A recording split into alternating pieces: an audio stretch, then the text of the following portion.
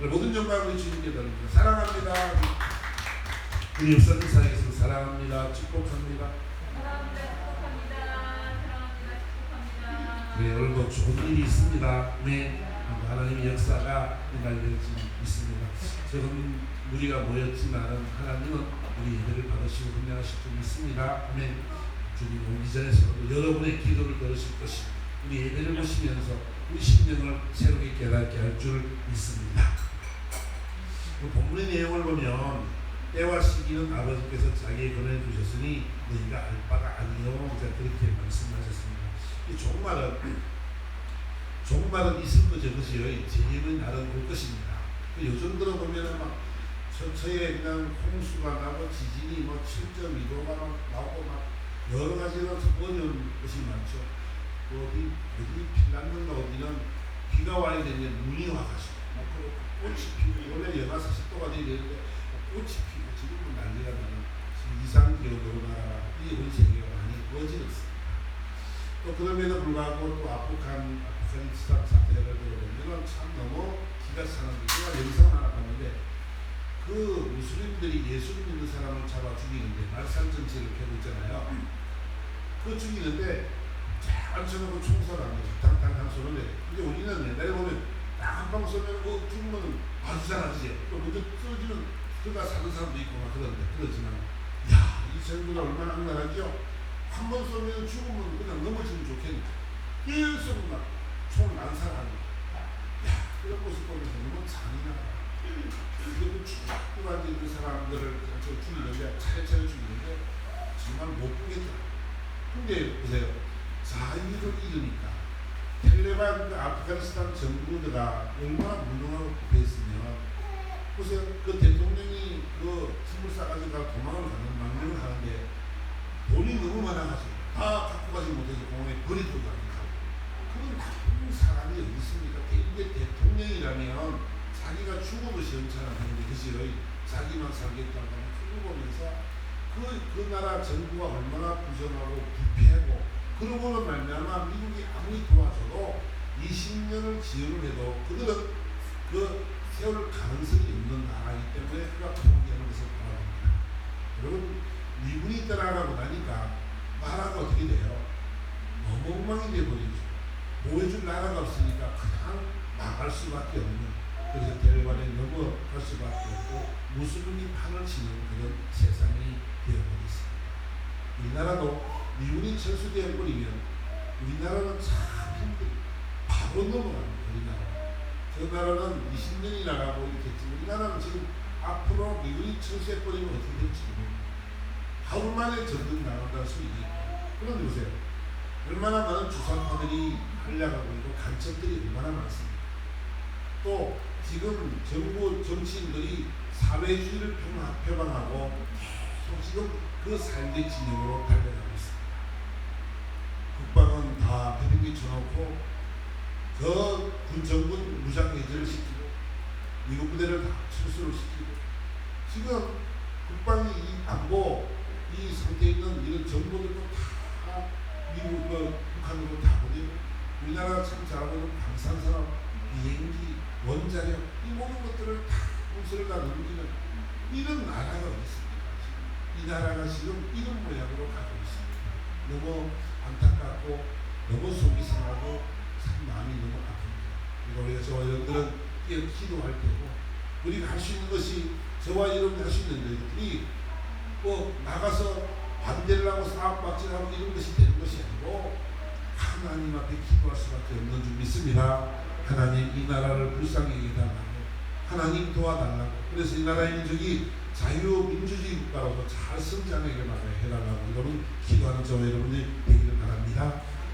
그리고 종말이 오면 마지막 날이 되어졌을 때 그들이 하나님 앞에 심판대 앞에 섰을 때 그들은 무엇이라 말하겠습니까? 뇌를 말살하고 이제 십자가를 청구하기 시작하고 가면 갈수록 이 백화점 같은 데 가면 몇백 명, 몇천 명이 모여도 아무 소리도 없지만 교회 일주일에 한 번 예배드리는 한 번 드리는 예배를 10,000명이 넘는 교회도 99명까지만 되리라 모든 교회는 10%만 되리라 이렇게 입을 막고 귀를 막고 큰 일들을 하는 이 정부를 바라보면서 우리가 해야 될 일들은 하나님 이 나라 불쌍하게 달라고 기도하면서 그들이 변화되고 그들이 정말 새로운 하나님의 은혜로 바뀌어져 갈 수 있도록 여러분 저와 여러분이 기도하는 일에 기여하지 않기를 부탁드리겠습니다. 아멘. 나라가 없으면 이렇게 자유롭게 예배를 드릴 수가 없습니다.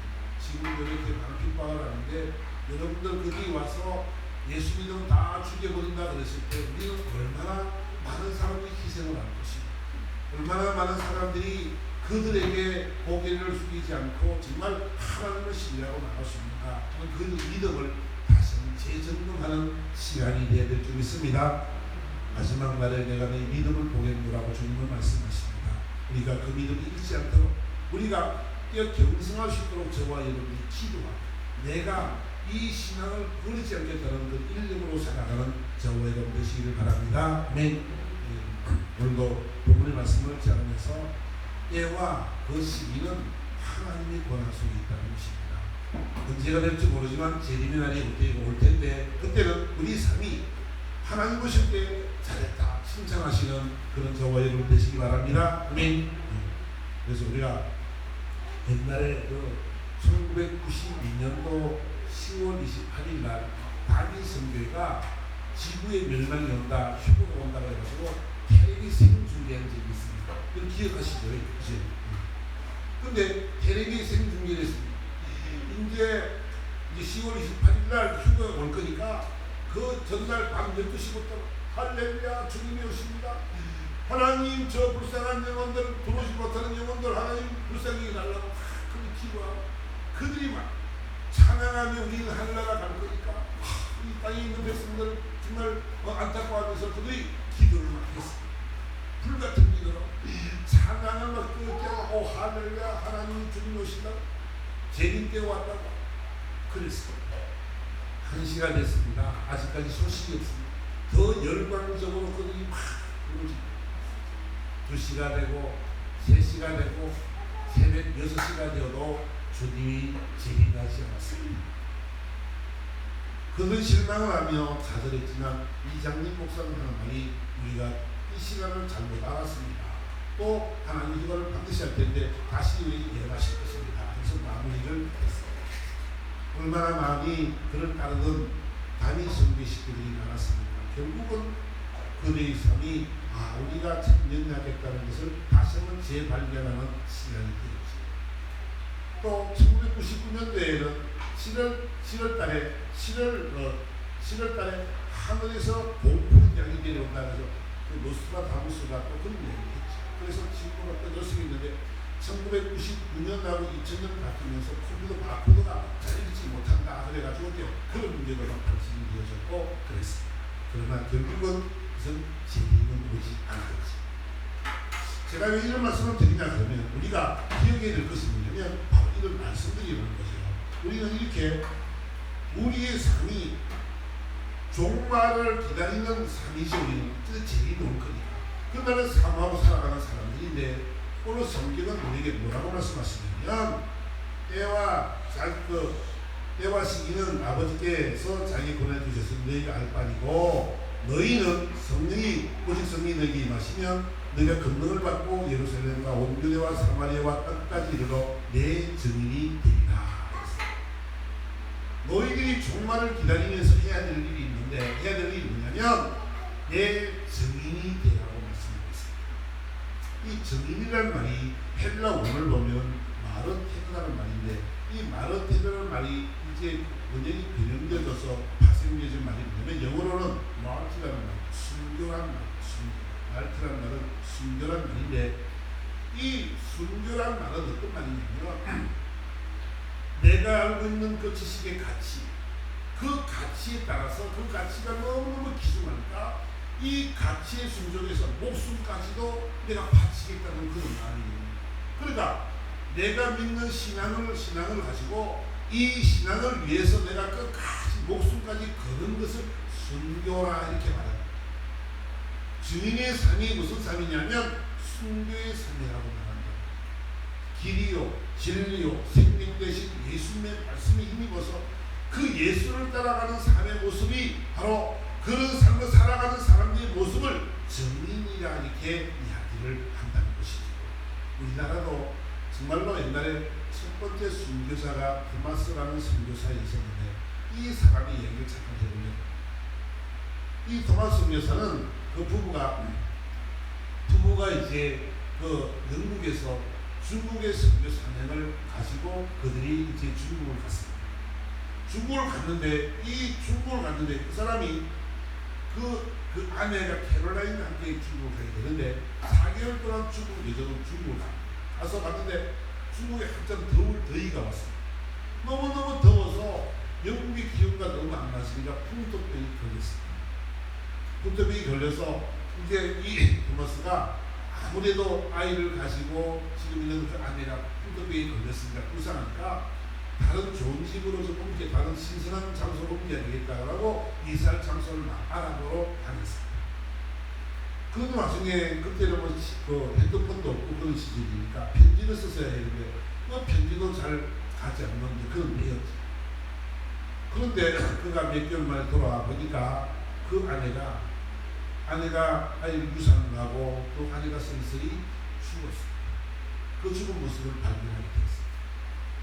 아는 사람도 없고 거기에 의지할 만한 것도 없고 또 말도 잘 모르고 그 중국말을 모르니까 말도 잘 알아듣지도 못하고 하지도 못하는 그런 곳에서 환경의 어려움 속에서 그런 쓸쓸히 죽은 인생을 가오면서 너무너무 실망했어요. 좌절해서 이를 다 때려쳐버리고 이제 중국의 그 통역관으로 이제 공무원으로 일을 하게 됩니다.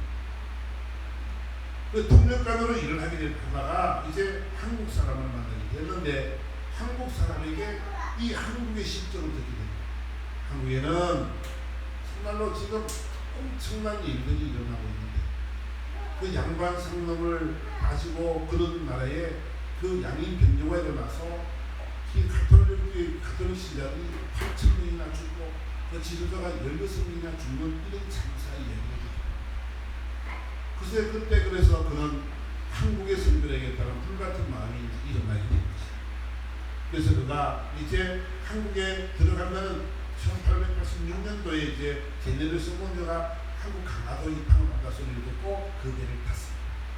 그 배를 타서 탔는데 이 백인 양료가 지나고 이 홍선 대원군이 세국 정책을 하는 다음에 외국인들을 보통이 다 막았습니다.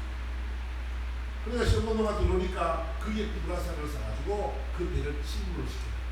그래가지고 많은 사람들을 잡아서 가는데 그중 한 사람이 토마스 선교사였죠. 한국말을 번역한 성경을 가지고 들어갔는데 근데 처음으로 만난 사람이 누구냐면 박충건이라는 사람. 그 사람에게 그 사람이 이제 토마스를 죽이려고 죽일까봐 이랬는데 이 사람은요 목숨을 살려다가 애가하지 마세요. 전혀 동료빛이 없습니다. 얼굴에는 아주 온화한 웃음을 가지면서 이 책을 하나 주는 사람들이 이 책을 읽어보십시오. 그래서 박충건이가 그를 죽이고 나서 그 책을 받아들였는데 너무 이상한 거예요. 이 사람 죽음까지도 두려워하지 않고 애걸 복걸하지 않고 당당히 죽으면서 이 책을 꼭 읽어라. 이 책을 읽어라서 읽었던 사람이 박충건이가 바로 최초의 우리나라 장로가 되는 그런 사건을 읽게 됩니다. 이 책을 또 한 사람이 받아들인 누구냐면 세지량이라는 어린아이가 12살 먹은 아이가 이 책을 받아들였어요. 그래서 이 책을 받아가지고 그 자기의 상전 평양 연구조사 박영식이라는 사람이 있는데 그 사람에게 이 성경책을 줬어요. 이 성경책이 종이가 너무 좋잖아요. 그죠? 그 사람이 종이를 다 뜯어가지고 자기 집에 도배했어요. 그래서 어느 날 잠에서 아침에 딱 깨어났는데 딱 봤는데 요한복음의 말씀이 탁 들어오고 주 예수를 믿어라. 그러면 너와 내 집이 구원을 얻으리라. 이 말씀이 탁 들어오고 그때부터 이 사람이 회심을 했어요. 그래서 결국 1907년 평양제 구매 운동에 아주 앞서던 사람 이 두 사람으로 인해서 평양 군대 우회가 시작된 것을 한 사람의 피가 그 사람이 한국을 품은 그 피가 그 순기 열정이 결국은 이 놀라운 일들을 이루게 되어졌고, 이 놀라운 일들을 통해서 지금 우리 이 나라에 1천만이 넘는 예수를 믿는 사람들이 있게 되어졌고, 우리를 통해서 이 전 세계 방방곡곡까지 이 복음을 전하는 아름다운 나라가 될 줄 믿습니다. 불과 몇십 년 만에 120년의 의간 속에 우리는 이 놀라운 일들을 이루어 나갔다는 것이지요. 저와 여러분들은 기록을 보면 우리가 예수가 있는 나라는, 예수가 들어간 나라는 더 흥하게 되어 있고 잘 되게 되어 있습니다. 우리나라도 1970년대, 80년대 엄청난 부흥이 있었을 때는 이 나라가 너무너무 성장을 잘했습니다. 여러분들 기억하십시오. 여러분의 가정에도 예수가 들어간 가정은 반드시 복을 받게 줄 있습니다.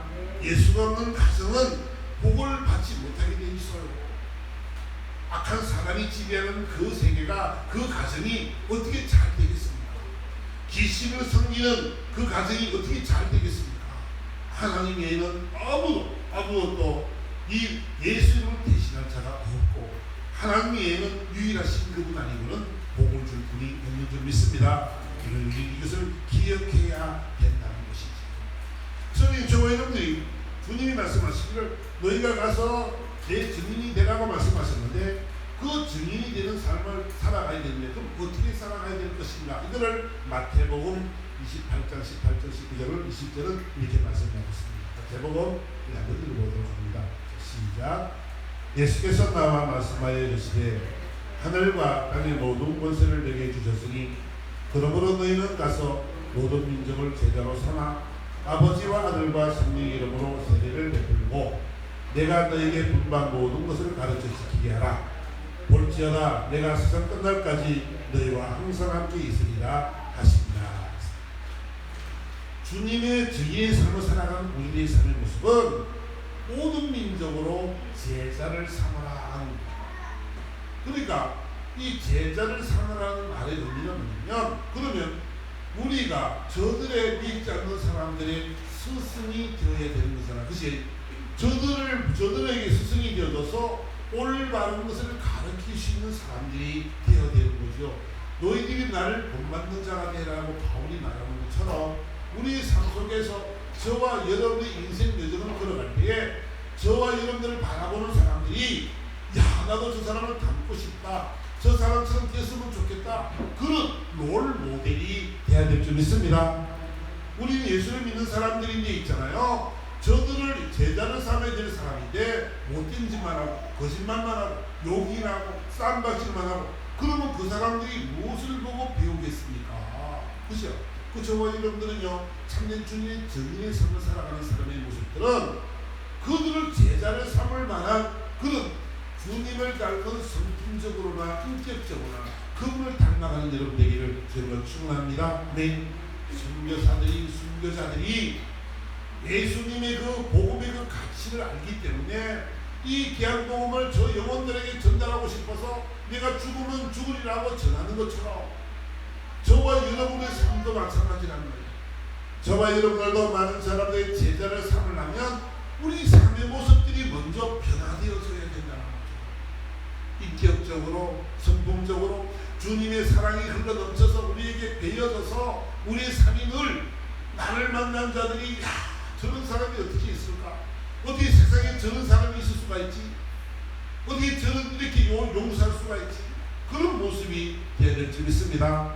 손양원 목사님 같은 그런 목사님들이 자신의 아들을 불을 죽이는 그 원수 같은 그 아들을 자식으로 삼아서 목사로 만드는 그 놀라운 일들을 여러분들이 기억하십니까? 근데요, 제가 그 아들 목사를 만났거든요. 그 목사님의 아들 목사를 만났어요. 그 아들 목사가 얼마나 겸손한지. 그 아버지 때의 일들이 저랑 같이 그런데도 불구하고 자신이 예수의 빚진자입니다.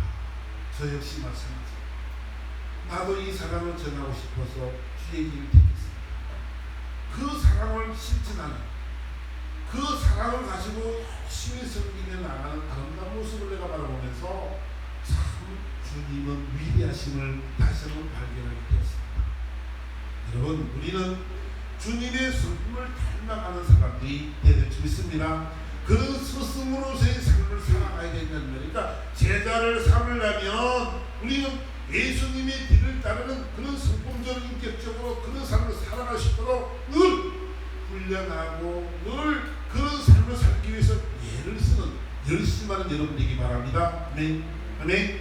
우리는요 이 말이 그냥 그저 그런 관계가 아니고 여러분 정말로 훌륭한 스승 밑에서 우리가 배우려면 어떻게 될까요? 내 모든 것을 다 헌신하면서까지 그 스승에게 모든 것을 다 배우기를 원하세요. 여러분 중국 영화 보면 어때요? 중국 영화 보면 거의 다 어느 한 마을에 아이가 있는데 갑자기 그 나쁜 무리들이 와서 다 죽여버리고 자기 부모를 다 죽이고 그 장면을 이 아들이 보는 거예요. 근데 그 아들이 숨어서 이를 갖고 원수의 얼굴을 기억했다 반드시 갚으리라. 그래서 그가 막 스승을 무술을 잘하는 스승을 찾아가서 스승 내 스승이 되어주십시오. 그렇게 할 때 스승은 내가 너 같은 제자를 줄 필요가 없다. 너는 필요 없는 존재다. 근데도 무릎을 꿇고 며칠을 빌리고 가다가 또 무효교육적 못해 그를 만들어서 무예의 고수로 만들지. 그래서 스승과 잘 싸워서 스승을 이기면 이제 너 하사다라. 그러면 가가지고 원수를 막 갚고 이런 거 생각하세요. 훌륭한 스승 밑에는요 훌륭한 제자가 있게 됩니다. 여러분들이 상이 있잖아요. 여러분들이 믿음이 없는 저들에게는요 여러분들이 그런 스승이 올바른 스승이 되어야 된다는 거예요. 여러분들이 기억하셔야 됩니다. 그 일을 위해서 저와 여러분들이 먼저 된 사람들이기 때문에 우리는 그런 삶을 살기 위해서 열심히 살아가야 된다는 거예요. 훈련되어야 될 줄 믿습니다. 훈련되어지지 않으면요 그 일도 못해요. 여러분 겸손하라. 예수 믿는 사람들은요 겸손해야지요. 그죠? 온유해야 된다고 이야기합니다. 성경에 9가지 열매가 있지만 가장 우리가 기억해야 될 것은 뭐냐면 겸손과 온유지요. 오래 참음이지. 그리고 사랑이지. 보세요. 예수 믿는 사람들의 삶의 모습들이 이런 모습으로 살아가야 된다는 거예요. 여러분 심령들이 겸손하다는 말은 어떤 말이냐면 겸손이라는 말은 나를 낮추고 남을 나보다도 낮게 여기는 믿음입니다. 낮게 여기는 것이 아니라 또 높게 여기는 것이지요. 남을 별 볼일 없는 사람들 같고 부족한 사람들 같고 아무것도 아닌 것 같은 사람들이지만은 우리는 어떻게 된다고? 그가 나보다 낫다는 마음으로 살아가야 된다는 거예요. 그게 겸손의 모습이죠. 내가 먼저 무릎을 꿇고 내가 먼저 나의 부족함을 인정하는 그런 모습들이 되어야 된다는 것이지. 우리는 이 제자를 삼기 위해서는 우리의 삶의 모습이 그런 식으로 그렇게 아름다운 모습으로 변해야 될 줄 믿습니다. 제가 오늘 말씀드리고 싶은 것은 뭐냐면 이 말씀이 아니라 이 제자를 삼아서 우리가 참된 주님의 제자가 되어서 할 일이 있는데 그 할 일은 뭐냐면 첫 번째 세례를 주라는 거거든요. 저 세례에 대해서 우리 이야기를 하려고 하거든요. 이 세례라는 것은 뭐냐면 이 세례를 주는 것은 신분적으로 볼 때 하나님의 자녀가 되는 그 도장을 인치시는 거죠. 너는 내 아들이야. 호적등본에 우리 이름이 생명책에 기록되는 것과 똑같습니다. 하나님의 자녀, 생명책이 아니라 호적, 하나님의 자녀로 이제 호적에 올라가는 거예요. 근데 신분적으로 올라가는 건데 이것이 구원을 받은 증명서가 아닙니다. 증명서를 발급받는 것이 아닙니다. 세상을 살아가면서 세례를 받은 많은 사람들이 있지만 하나님의 자녀가 되었지만 하나님께 돌아오지 않고 세상을 나가는 사람이 얼마나 많아요. 내가 교수가 되는 사람이 얼마나 많아요. 그죠? 하나님의 자녀로 인치심을 받았지만은 그들의 삶의 모습은 전혀 다른 모습을 우리는 바랍니다. 제가 우리 세례라는 것은 어떤 의미냐면 고린도전서 12장에서 고린도전서 12장. 자, 한번 읽어보겠습니다. 시작. 몸은 하나인데 많은 지체가 있고 몸의 지체가 많으나 한 몸인과 같이 그리스도도 그러하니라. 우리가 유대인이나 헬라인이나 종이나 자유인이나 다 한 성령으로 세례를 받아 한 몸이 되었고 또 다 한 성령을 마시게 하셨느니라. 아멘. 이거 있잖아요. 세례가 뭐냐? 그들이 하나님 주님과 한 몸이 되는 거라는 거예요. 하나님의 성령이 우리 속에 임하는 것이고 그분이 내 머리가 된다는 것이 바로 세례더라. 세례. 그러니까 세례가 참 중요한 것은 있잖아요. 그분이 내 삶의 이제 주관자가 되겠다는 거예요. 그분이 내 머리가 되어져서 나를 이끌어가겠다는 거예요. 나를 이끌어 가실 텐데 그분이 머리가 되니까 머리의 생각으로 팔을 움직이죠. 머리가 야 팔을 움직이라 그러면 움직이는 거죠. 모든 것이 뭐 뇌에서 시키는 것대로 하는 것이지요. 야 공공 차라면 차게 되는 것이고 다리를 들면 들게 되는 것이고 생각을 하는 모든 것들이 다 뭐냐면 이 머리에서부터 명령이 하달되어져야 되는 것이에요. 그런데 중풍병자는 어떻다고요? 명령이 하달이 안 되는 사람이죠. 뇌에서는 야 팔을 움직이라 그랬는데 팔이 안 움직이는 사람, 명령이 전달이 안 되는 사람이 중풍병자죠. 다리가 못 쓰고 허리를 못 쓰고 뭐 귀가 눈이 입이 털어지고 하는 모든 것들이 다 뭐예요? 다 그렇게 이 머리에서부터 내려오는 그 신경질이 끊어져서 그렇다는 거예요. 막혀서 그렇다는 거예요. 뇌경색이 오든지 그런 거거든요. 그래서 우리가 중요한 것은 뭐냐면 이 한 몸이 입었고 그분이 나의 머리가 되어져서 그분으로 말미암아 그분이 내 모퉁이들을 위해서 아름다운 성전을 지어져 가는 것이라. 그래서 하나님이 가신 아름다운 처소를 만드는 거거든요. 그것이 바로 뭐냐면 주님이 나의 머리가 되어졌을 때에 나를 통치하고 나를 주관할 때에만이 그런 일이 가능하다라고 이야기합니다. 세례의 모습은 바로 그거예요. 한 몸이 되었어요. 처음에는 한 몸이 어린 몸이니까 잘 움직이지도 못하지만은 점점 나이가 들고 성장되고 영적으로 성장되어지니까 주님이 하신 말씀이 그 성령께서 내게 하신 그 말씀대로 우리는 살아가려고 노력하고 그대로 살아갈 수 있도록 하나님의 보호하심으로 인도하심으로 치료해 나간다는 사실들을 우리는 깨달아야 되는 것이고 아니 선교사들이요 선교사들이 아까 얘기했던 그 토마스 같은 그런 사람들은요 그 사람들이 자기 의지로 그런 일을 할까요? 하나님의 성령이 그를 감화시키니까 한국 조선에 이 복음을 전하겠다. 죽어도 좋다. 그 기독교인들이 8,000명이나 죽었다는 그 이야기를 듣고도 자기가 갈 수 있는 것은 뭐요? 이 복음의 가치가 너무 크니까 주님이 성령의 감동을 주셔서 그 일을 감당하게 하니까 그는 죽으면 죽으리라고 나갈 수 있는 신앙의 모습이 되어졌다는 것을 우리에게 말씀을 하고 있는 거예요. 교회도 마찬가지로 하나님이 주님이 머리가 되시는데 머리가 되신 주님이 여러분들을 각 식구들로 권사로 장로로 권사로 집사로 성도로 모든 사람들로 만들어 놓고는 하나님이 그 하신 아름다운 처소를 예수를 중심으로 만들어 나가는 거라.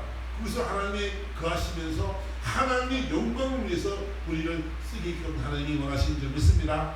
하나님의 영광을 위해서 저와 여러분들을 택정하시고 저와 여러분이 한 몸이 되어져서 하나님의 일을 시작하겠다. 하나님의 일을 이루어 나가겠다라고 지금 주님은 말씀을 하고 있는 것이지. 직분을 주신 것도 직책을 주신 것도 온전히 하나를 이루어서 하나님이 거신 아름다운 처소를 만들기 위한 그런 삶임을 우리에게 말씀을 하고 있는 것입니다. 여러분, 저는 여러분들에게 오늘 꼭 부탁드리고 하고 싶은 것은 우리는 오늘 오직 에베소서 4장 말씀처럼 오직 사랑 안에서 참된 것을 하여 범사에 그에게까지 자랄지라. 그런 머리니 곧 그리스도라. 우리는요 그분으로까지 자라기까지 충만한 분량이 이르기까지 저와 여러분들 늘 노력을 기울이겠으면 합니다. 하나님의 성령을 믿고 사는 사람이 늘 우리 마음속에 이 겸손과 문의와 오래 참음의 마음, 사랑으로 용납하는 그 마음들이 우리 심령 속에 가득 차 있어서 우리가 이 세상 사람들 우리를 바라보면서 야 어떻게 저럴 수가 있지? 야 저 사람은 어떻게 저래 살 수가 있을까? 야 저 사람은 어떻게 이런 일을 할 수 있을까라고 우리를 바라보면서 그들이 감동을 해야 된다는 거예요. 여러분 예수 믿는 사람들이요 성령을 입은 사람들 세례를 받은 주님이 우리 한 몸이 된 사람들 그분이 나의 머리가 되시는 사람들의 삶의 모습들은 이런 사랑으로 살아가는 사람들이 되될 줄 믿습니다. 그것이 바로 세례라고 얘기했어요. 세례를 주신 목적이 바로 거기 있는 것이고 내가 너와 함께 하겠다. 내가 너의 머리가 되겠다. 내가 너를 지도하겠다. 너를 인도하겠다고 하시는 하나님의 사랑이 은혜인 줄 믿습니다. 저와 여러분들은 오늘 이 성경의 본문을 통해서 보면 우리가 이 세상의 증인이 되어야 되는데 이 증인의 삶의 모습은 우리 삶을 통해서 많은 영혼들이 주님의 품으로 인도될 수 있는 그런 삶의 본이 되어야 되는 줄 믿습니다. 아멘. 그래서 세례를 통해서 한 몸이 된 우리의 삶의 모습들이 언제 어디서나 누가 볼 때도 참 멋있다라고 이야기할 수 있는 그런 신앙의 모습이 되기 원합니다. 아멘. 예수 믿는 사람은 온유해요. 마음이 온유해요. 마음이 따뜻하고 부드러워요. 사람은 있잖아요. 내가 이게 주위에 그 사람들을 보니까 돈을 갑자기 많이 버는 사람들이 굉장히 교만해지더라고요. 교만해질 이유가 없는데 돈이 많다는 이유로 많이 교만해지는 모습을 바랍니다. 그 사람이 마음이 따뜻하고 아주 마음이 부드러운 사람이어야 되는데 예수 믿는 사람들이 그 마음의 따뜻함과 부드러움이 너무 사라져 나갑니다. 여러분은 어떻습니까? 여러분은 많은 사람들에게 온유하다는 말을 듣습니까? 마음이 부드러울까요? 따뜻할까요? 여러분의 따뜻한 말 한마디가, 따뜻한 은행 하나가, 또 따뜻한 그 생각 하나가, 그 부드러운 말 하나가 그 영혼을 바꾸게 된다면 저와 여러분들은요 그 일을 감당할 수 있는 여러분이 되는 줄 믿습니다. 아멘. 아멘. 아멘. 우리는 그런 모습으로 살아가야 된다. 주님이 나의 머리가 되시고 우리는 그분을 따라가는 삶이 참 최고로 중요한데 그분을 따라가면 그 베드로의 고백처럼 베드로가 마태복음 16장에 베드로 이야기가 있는데 베드로가 주님이 물어봅니다. 야, 세상의 사람들 나를 누구랑 이야기하냐 물어봤더니 어떤 사람이 나가니까 주님은 선지자라고 그럽니다. 세상에 모든 것을 아시는 분이고 별일을 다 아시는 분이니까 세상의 선지자라고 이야기합니다. 그 사람은 눈물의 에레미야 선지자와 같습니다. 눈물로 그 죄인들을 불쌍히 여기는 그 궁히 여기는 마음으로 기도하시는 그분을 바라보면서 에레미야와 같다라고 이야기합니다. 그 사람은 에레미야라고 이야기하죠. 그럼 너는 나를 누구로 아느냐? 그랬더니 베드로가 고백합니다. 주는 그리스도시요 살아계신 하나님의 아들이십니다. 야, 다영아 시몬아, 네가 복이 있더라. 너 정말 멋있다. 네가 그 말을 해서 네가 한 것이 아니고 하나님의 아버지께서 하신 것이다. 이렇게 말씀하시면서 첫 요소를 주었지요. 땅에서 무엇을 내면 내릴 것이고 불면은 불릴 것이라 하고 첫 요소를 베드로에게 주었어요. 그래서 주님이 얼마 있다가 이야기합니다. 내가 곧 죽을 것이고 3일 만에 다시 살아날 거다. 그렇게 이야기합니다. 그랬더니 주님 그리 마십시오. 일이 결코 주님 앞에 이르지 않을 것입니다. 이렇게 고백했습니다. 그럴 때 주님이 하신 말씀이 사단아 내 뒤로 물러가. 네가 하나님의 생각을 하지 않고 사람의 일을 생각하는구나. 여러분 베드로가 뭘 잘못했어요? 아니 내 스승이 죽는다는데 아니 누가 감히 내 스승을 죽여요? 내가 가만히 있지 않겠습니까? 이 말이 뭐가 나쁜 말이야. 근데 그 말은 인간적인 모습으로 보면은 아름답고 바른 말이지. 근데 하나님의 생각은 다르다. 하나님은 예수가 죽어야만이 모든 너희들을 다 구원할 자이기 때문에 죽어야 돼. 그 사명을 가지고 이 땅에 왔어. 근데 그건 아버지의 생각이 인간의 생각, 너희 생각으로 어떻게 아버지를 망치하느냐 그런 의미지요. 그러면서 하시는 말씀이 오늘 보면 그 마태복음 말씀처럼 누구든지 나를 따르거든 자기를 부인하고 자기 십자가를 지고 나를 따르라 이렇게 했어요. 뭘 부인하라고? 자기를 부인하라. 하나님의 통치가 있는 사람들은 하나님이 통치하는 사람들은 자신의 생각이 없어져야 돼. 우리 생각이 없어져야 돼. 그분이 나의 머리가 되시고 그분이 나를 지도하려면 어찌 한 우물에 쓴물과 단물이 나오나요? 어떻게 예수와 바알세불이 함께 거할 수 있나요? 아니지. 그러니까 돼요. 하나님의 생각, 주님의 생각이 내 삶을 지배해야만이 저와 여러분의 인생이 복을 받게 될 수 있습니다. 그분을 따라가는 삶이야말로 가장 중요한 삶이요.